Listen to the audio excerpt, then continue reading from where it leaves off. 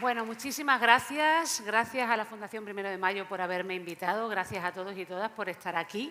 Gracias por ocuparos de este tema tan importante, políticamente importante, pedagógicamente importante, filosóficamente importante. Y gracias además por haber montado algo tan maravilloso en un sitio tan bonito y con gente tan interesante que yo creo que va a abordar este tema y viene abordando este tema desde puntos de vista muy distintos, ¿no? Y con enorme profundidad, de eso estoy totalmente segura.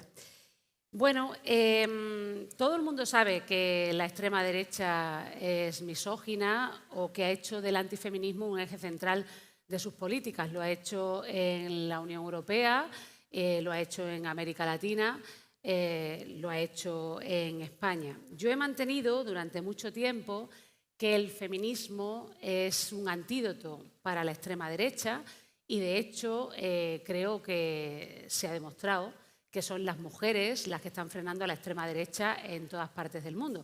Acaba de suceder en Argentina con Milei, pero ha sucedido también aquí en España respecto de Vox y de esa coalición que ya se estaba pergeñando entre Vox y el Partido Popular, que cada vez pues, son más indistinguibles. Y creo que el feminismo es un antídoto de la extrema derecha por algunas razones que voy a explicar aquí, pero quiero clarificar que no me parece que cualquier feminismo sirva como antídoto a la extrema derecha, sino un determinado feminismo. Y ahora lo voy a intentar explicar. El feminismo es un antídoto frente a la extrema derecha porque, dicho de manera muy rápida, utiliza el mismo material humano que usa la extrema derecha, pero lo pone en otra dirección. ¿Esto qué significa? Que ha hecho un diagnóstico de la sociedad muy parecido, y no quiero que se me malinterprete, al que ha hecho la extrema derecha, pero para orientar la respuesta justamente en sentido contrario. Por eso digo que es antídoto y no digo que es antítesis. Digo que es antídoto porque, como sucede con las vacunas y con todos los antídotos, utiliza el mismo material, pero para justamente revertir la orientación que la extrema derecha le otorga a ese material. ¿Cuál es ese material? Ese material es el miedo y es la soledad y es la incertidumbre. El hecho de que estamos en sociedades desvinculadas, fragmentadas, donde la gente ha empezado a descontar el futuro, donde la gente ha empezado a pensar que el futuro es solamente una reiteración, es más de lo mismo, o simplemente que el futuro es una amenaza y por lo tanto tienen miedo de ese futuro.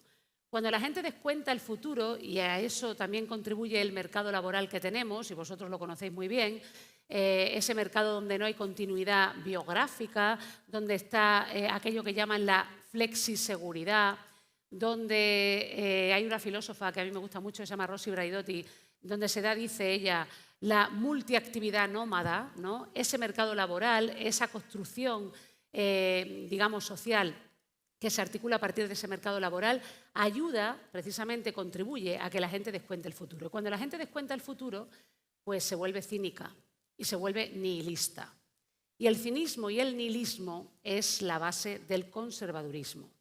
Cuando la gente ya no espera nada del mañana, lo que hace es intentar agarrarse a lo que tiene. Creo que el feminismo eso lo ha entendido muy bien. Pero en lugar de pensar que estamos en una sociedad del riesgo, en una sociedad que gira alrededor del miedo, ha intentado plantear una sociedad constructiva, es decir, una sociedad en positivo, que gira alrededor de los comunes, justamente alrededor de aquello que compartimos. Compartimos el miedo, evidentemente, y la incertidumbre, lo acabo de describir, pero no solo. También compartimos relaciones positivas, también compartimos recursos naturales, también compartimos lo que llamamos bienes relacionales, el amor, la amistad, esto que estamos haciendo aquí, el convivir. Creo que el feminismo ha usado ese material del que hablaba antes, que es el del miedo y la incertidumbre, para precisamente poner en valor el tejido social, los vínculos sociales que nos hacen más fuertes frente al riesgo. Es decir, ha creado otro imaginario de lo común. La extrema derecha, frente al miedo, la incertidumbre, el riesgo, esa falta de futuro, del que hablaba, ha recurrido a lo que yo diría que es un uso represivo de los enclaves seguros.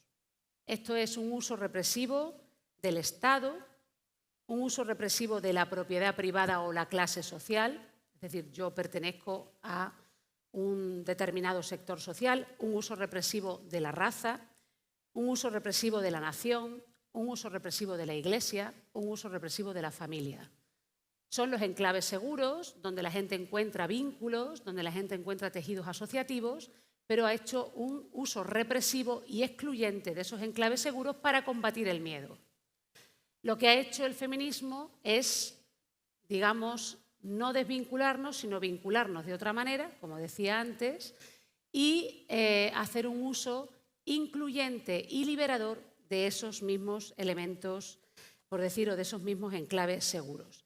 Y decía, y ahora lo voy a explicar, que no lo ha hecho cualquier feminismo, porque el feminismo liberal, el que hemos llamado feminismo liberal, el que, por ejemplo, luce Meloni o el que luce Le Pen, es un feminismo que no sirve como antídoto a la extrema derecha, al punto en que es compatible con la extrema derecha o incluso puede blanquear a la extrema derecha. El feminismo elitista, lobista, institucional, que está basado fundamentalmente en mujeres con voluntad de liderar, obsesionados solo con los techos de cristal o con las cuotas, que piensa fundamentalmente en una dominación en igualdad de oportunidades, pero sin tocar las estructuras de dominación, que se apoya en la falsa meritocracia, ¿no? Que piensa aquello de las cuotas no son necesarias porque las mujeres ya tenemos méritos y capacidades suficientes, descontando, por supuesto, que no partimos del mismo lugar ni exhibimos ni siquiera las mismas capacidades, o que el mérito, esa concepción del mérito está atravesado ya por elementos raciales, patriarcales, clasistas, ¿no? Que no es en absoluto un elemento objetivo.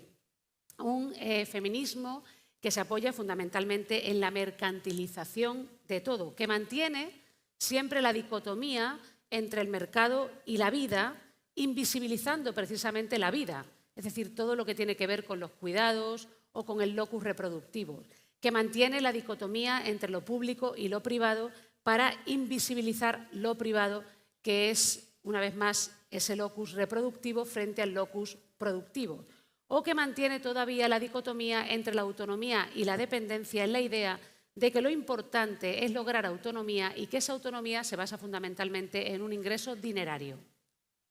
Ese feminismo, a mi modo de ver, no puede darle la batalla a la extrema derecha. Es un feminismo, insisto, que puede ser una antítesis, pero no un antídoto. Bien, ¿por qué no puede ser una antítesis? ¿Por qué no puede ser un antídoto sino solamente una antítesis? Yo creo que el feminismo en el que nosotras nos tenemos que apoyar para combatir a la extrema derecha es el feminismo que irrumpió en 2018 en las calles y que está apoyado fundamentalmente en la relevancia del cuerpo y de los elementos relacionales.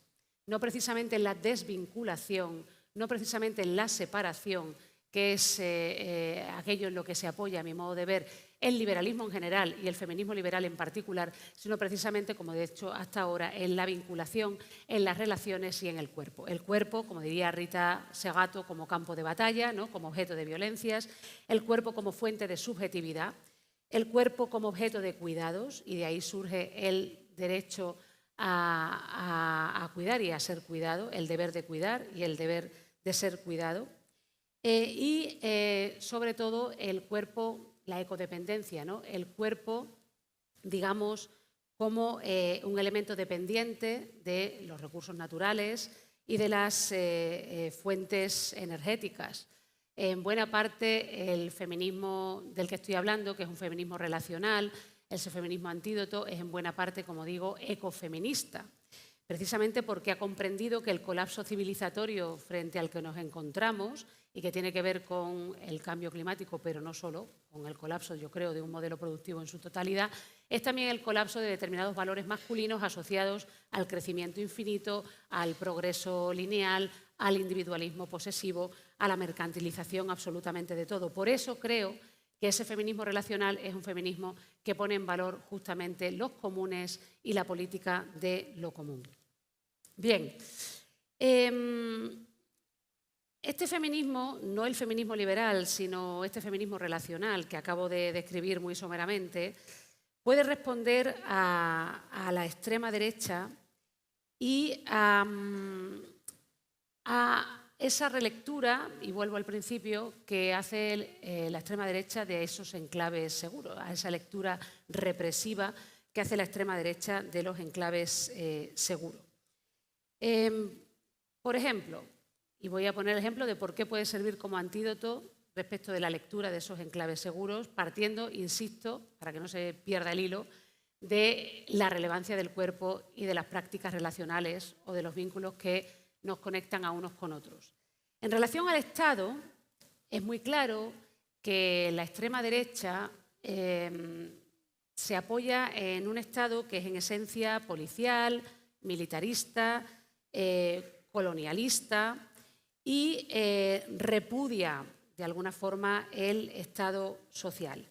El Estado para la extrema derecha es fundamentalmente un instrumento de mantenimiento del orden natural, que en este caso radica en una determinada concepción de la nación, en sentido estrictamente homogéneo, incluso de la raza en un sentido de pureza racial. Por ejemplo, la extrema derecha en Grecia habla de ecología racial directamente, ¿no?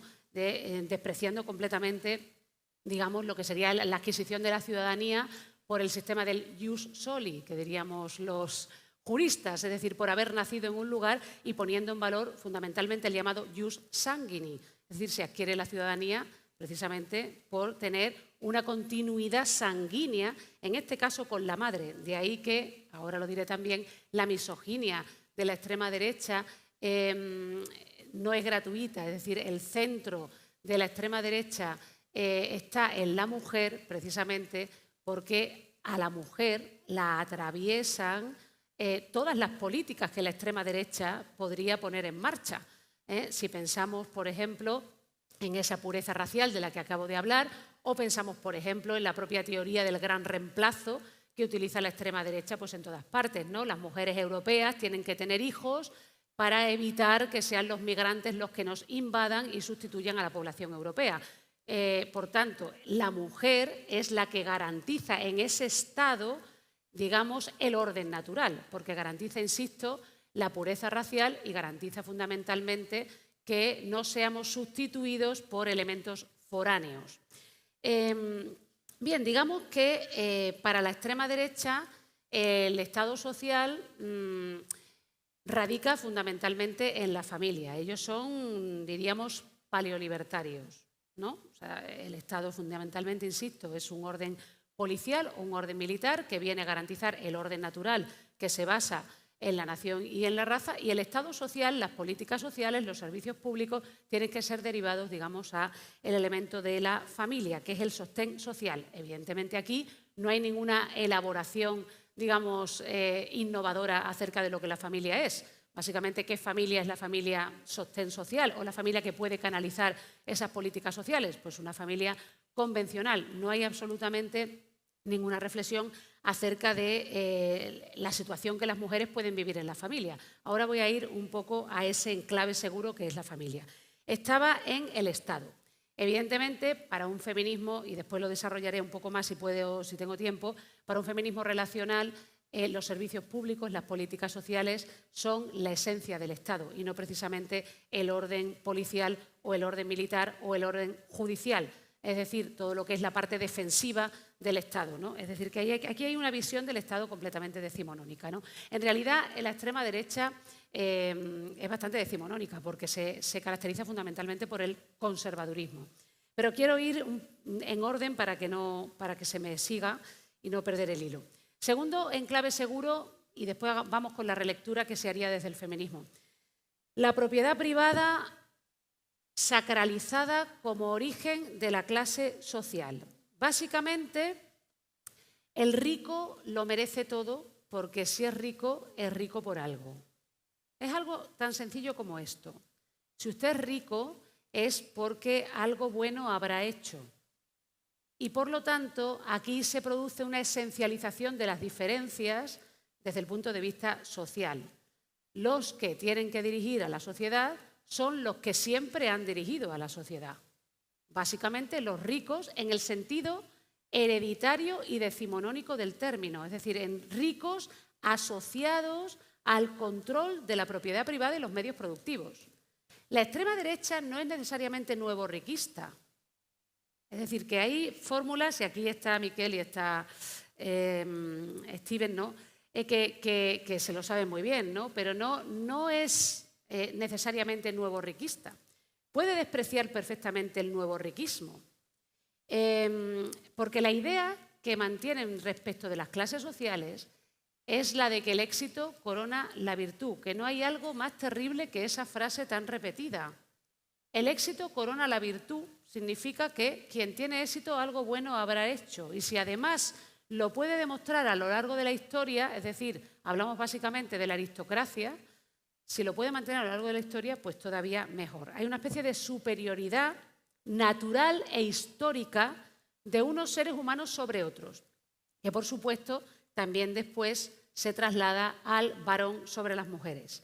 Esta es la visión que se tiene de la propiedad privada. Por eso yo decía antes que un feminismo que combate a la extrema derecha es un feminismo que deshace el engrudo de la propiedad privada, que cuestiona la propiedad privada, no solamente en aquella idea ya clásica recogida en todas las constituciones que en el mundo han sido, ¿no?, de que la propiedad privada se tiene que orientar a la utilidad pública y la función social, sino en la idea también de que la propiedad privada, fruto de la concentración de la riqueza y especialmente en nuestros días, fruto de la especulación, en la medida en que, por definición, no está orientada ni a la utilidad pública ni a la función social, no es legítima y, por tanto, tampoco puede ser legal. Es decir, el feminismo está orientado fundamentalmente a poner en valor los comunes, aquellos recursos que compartimos y de los que depende nuestra subsistencia. Por eso se habla de interdependencia y de ecodependencia, como he intentado explicar antes. De manera que desde el feminismo, si de verdad nos lo tomamos en serio, se tiene que hacer una relectura de la propiedad privada, digamos que vaya en esta línea, en la recuperación de los comunes o en revertir todos los procesos de desposesión a los que hemos sido sometidos. Tercer enclave seguro, la sacralización de la familia. La sacralización de la familia es de todos conocidos, ¿no? Ya decía antes, claro, el elemento de la familia es el elemento de la pureza racial, el elemento que apoya la teoría del gran reemplazo que he explicado antes, el elemento que perpetúa la herencia y, por lo tanto, la clase social, la familia y el papel que la mujer ocupa en una familia convencional es importantísima para poner en marcha, digamos, el resto de políticas que tienen que ver con el Estado, la nación, la raza y la clase social.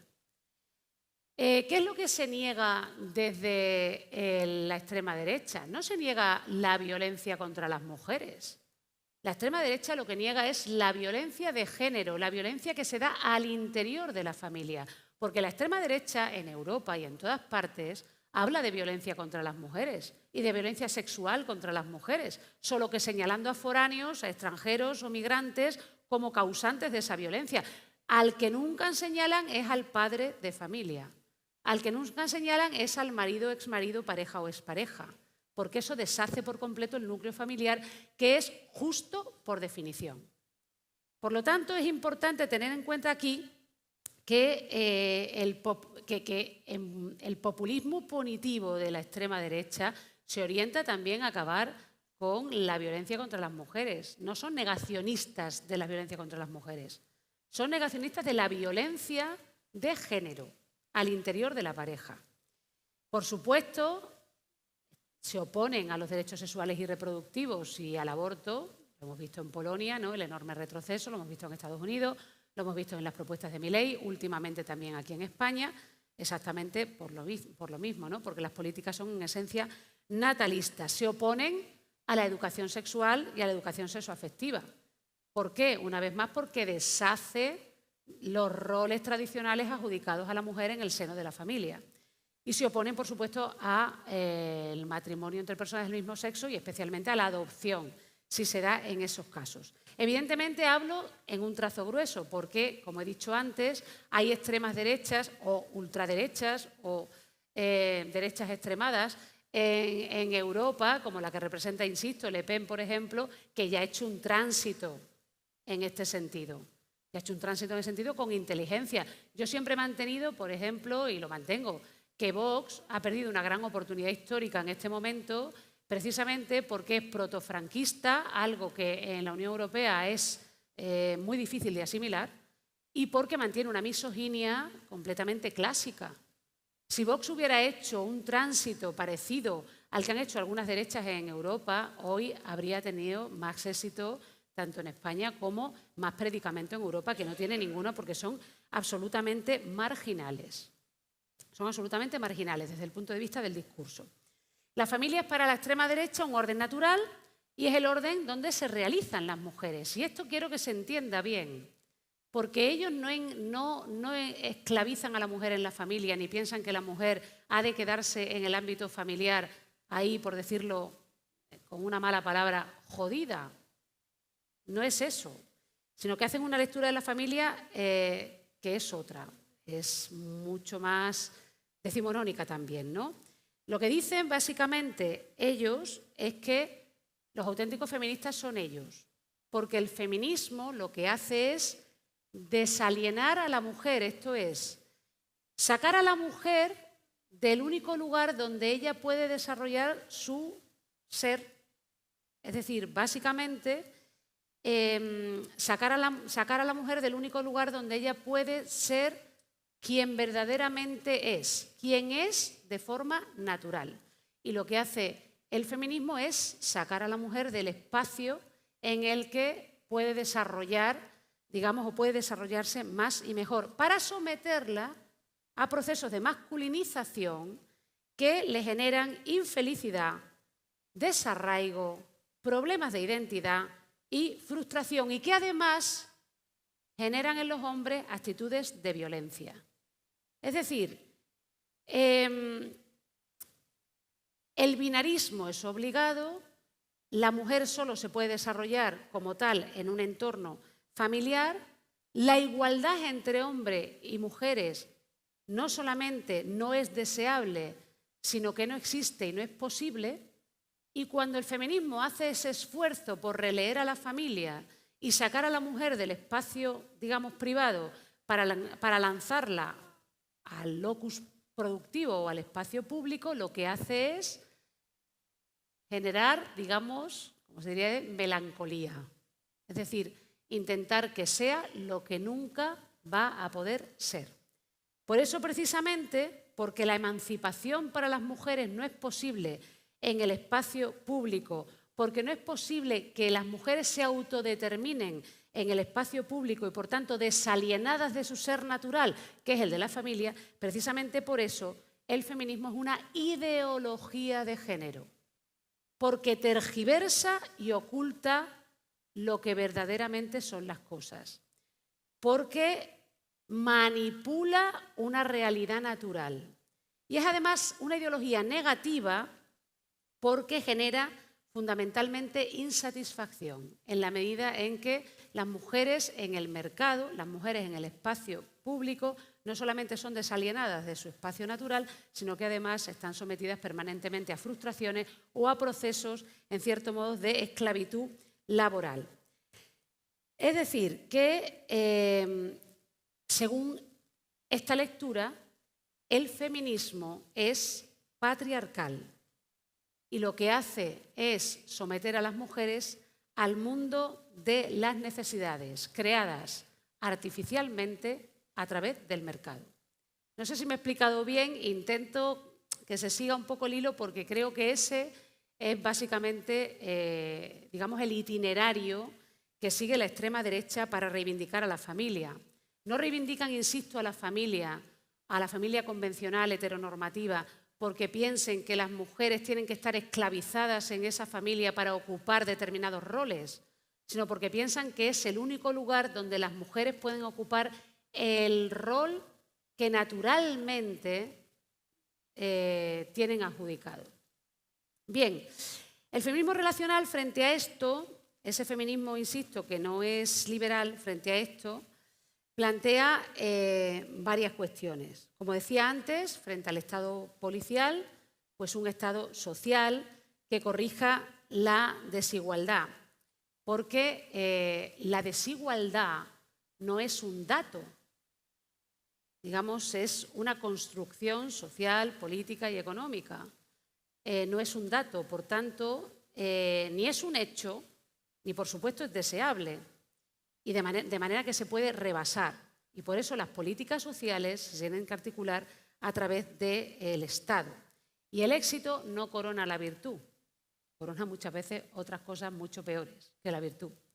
Y una sociedad del mérito, digamos, aparentemente del mérito, que es la que te orienta al éxito, tampoco es la mejor de las sociedades posibles. Por eso, precisamente, frente al Estado policial se plantean políticas sociales articuladas a través del Estado y no a través de la familia, que lo que hace, una vez más, es forzar a la mujer a dar pasos, digamos, hacia atrás. Impugna la propiedad privada, como he dicho antes, hablando de la reversión de la privatización y la desposesión. Y reivindica los recursos materiales, los recursos naturales, las fuentes energéticas, como ese mundo común que compartimos y de los que depende nuestra subsistencia, nuestra supervivencia. Pero no solo los recursos naturales o los bienes comunes entendidos, digamos, en términos materiales, sino todas las prácticas relacionales.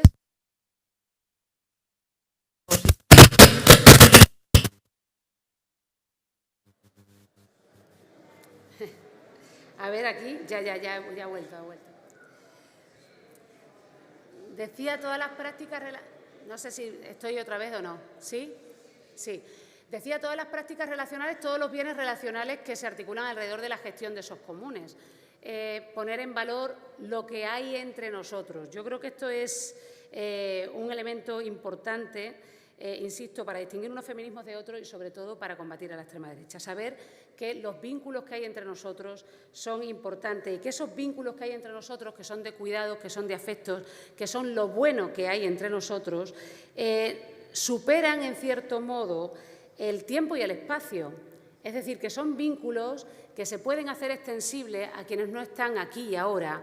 Por eso el elemento de la memoria es importante en cualquier política feminista, porque tenemos deudas de vínculo con quienes nos han querido, con quienes nos han cuidado, tenemos plusvalías afectivas, diríamos aquí en un entorno de comisiones, plusvalías afectivas, digamos, que tenemos, digamos, debemos a quienes nos han cuidado y a quienes nos han querido. No hay, por tanto, una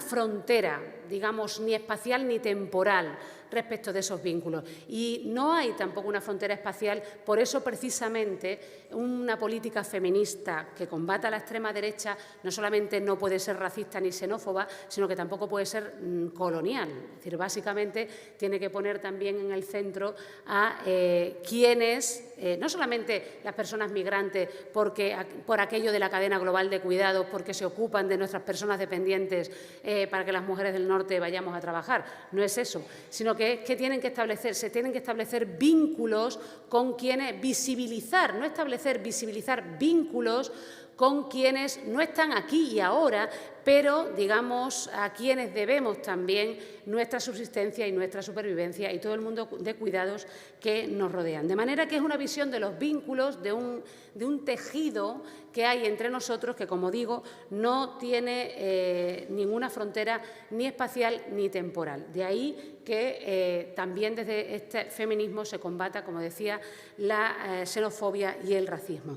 Y además, respecto de esa visión de la nación excluyente, cerrada, yo creo que el feminismo relacional no alude tanto a la ciudadanía como un expediente administrativo articulado desde el Estado cuanto a la vecindad. Esto es, a todo aquello que hacemos en común con otros, es decir, a la convivencia. Yo creo que la vecindad es un espacio administrativo a explorar, no solamente para adquirir derechos, que eso, bueno, en eso vamos avanzando en alguna medida, sino también para articular resistencias, y esto se ha visto en los barrios, se ha visto en los municipios respecto de la extrema derecha.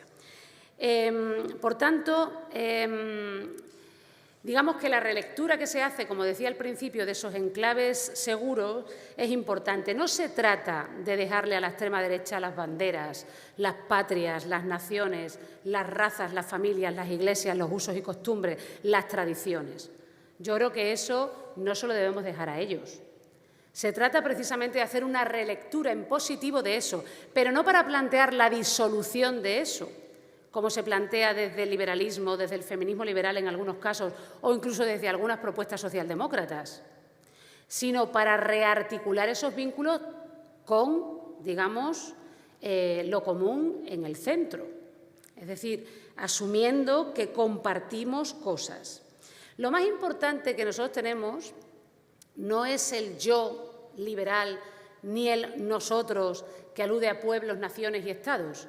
Lo más importante que nosotros tenemos, y creo que como feministas es lo que tenemos que reivindicar, es precisamente, insisto, la periferia. Esto es lo que hay entre nosotros. Dice Marina Garcés muy bien que de lo que se trata no es de poner en valor el ojo focalizado, ni tampoco el ojo panorámico, sino el ojo implicado. Lo importante es lo que hacemos con los otros. Por eso, incluso desde una perspectiva de los derechos humanos, yo que estoy especializada en derechos humanos fundamentalmente, los derechos no se tienen que entender en términos patrimonialistas como posesiones, el derecho que yo tengo frente a otro, ni mucho menos como una pistola que me inmuniza frente al otro. Los derechos son acciones. Los derechos no están vinculados al mundo del poseer, sino al mundo del hacer. Y yo creo que eso, que pone en valor, insisto, las relaciones, es lo que tenemos que reivindicar desde el feminismo. Por eso yo, desde el feminismo, siempre he hablado de derechos relacionales y creo que hay que hacer incluso una relectura de los derechos humanos.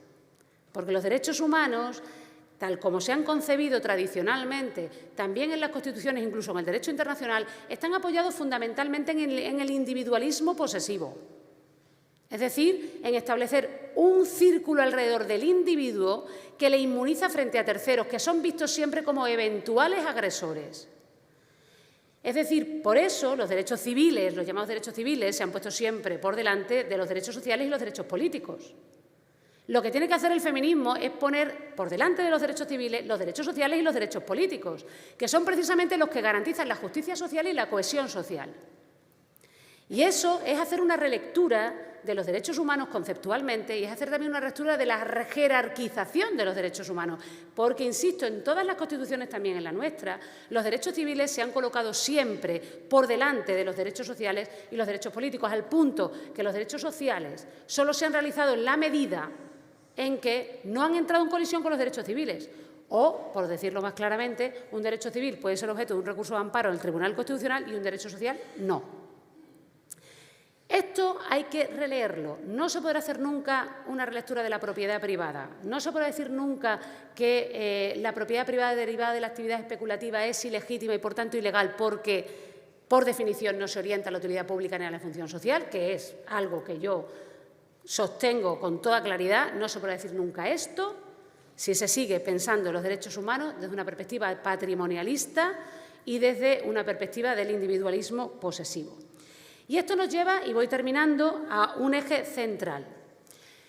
La ética del feminismo no es solo la ética de la responsabilidad, es decir, no plantea únicamente deberes que tenemos contraídos con otros en función de nuestro consentimiento, porque hemos consentido, sino que es una ética del cuidado. Los deberes que tenemos contraídos con otros a los que ni siquiera hemos elegido. Los lazos que tenemos contraídos con otros a los que ni siquiera hemos elegido. Esa es la ética del cuidado que va mucho más allá de la ética de la responsabilidad.